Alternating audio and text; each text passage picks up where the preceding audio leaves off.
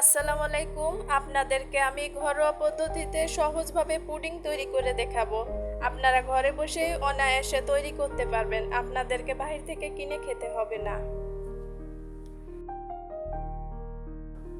প্রথমে আমি একটি কড়াই নিয়েছি, এর ভিতরে 1 কাপ চিনি দিয়েছি। এটা দিয়ে ক্যারামেল তৈরি করে নিব। এটা আমি মিডিয়াম তাপমাত্রায় তৈরি করে নেব, যেন পুড়ে না যায়। এজন্য ঘন ঘন নাড়তে হবে, না হলে পুড়ে তেতো হয়ে যাবে, খেতে ভালো লাগবে না।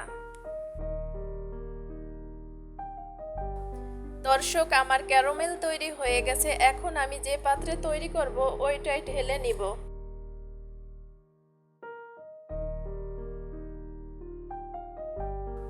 এখন আমি চারিদিকে ছড়িয়ে দেব ক্যারামেলটা। দর্শক দেখুন আমার ক্যারামেলটা কত সুন্দর সেট হয়েছে।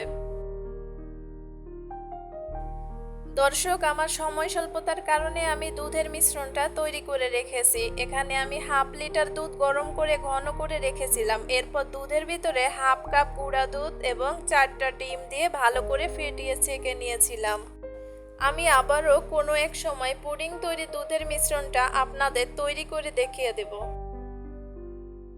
এখন আমি যে পাত্রে ক্যারামেল ঢেলে রেখেছিলাম ওই পাত্রে আমি দুধের মিশ্রণটা ঢেলে দিব। এখন আমি ঢাকনা দিয়ে ঢেকে দিব।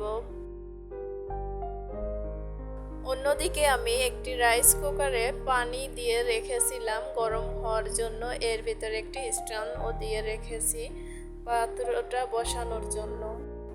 আপনাদের কাছে রাইস কুকার না থাকলেও আপনারা যে কোনো চুলায় এটি তৈরি করে নিতে পারবেন। এখন আমি এটা ভালোভাবে বসিয়ে দিয়ে ঢাকনা দিয়ে ঢেকে দেব। দর্শক, এখন আমি দেখব পুডিংটা কীরকমের সেট হয়েছে।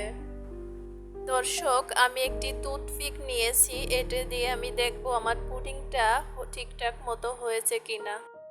দর্শক, আমার পুডিংটা তৈরি হয়ে গেছে। আমার পুডিংটা হতে সময় লেগেছে 40 মিনিটের মতো। দর্শক, আমি এখন এটা নামিয়ে নিয়ে ঠান্ডা করে নেব, যাতে পুডিং ওঠানোর সময় ভেঙে না যায়। এখন আমি ছুরির সাহায্যে চারিদিকে আলগা করে নিব, যাতে উঠানোর সময় ভেঙে না যায়। এটা আমরা সাবধানে আলগা করে নেব, যেন ভেঙে না যায়।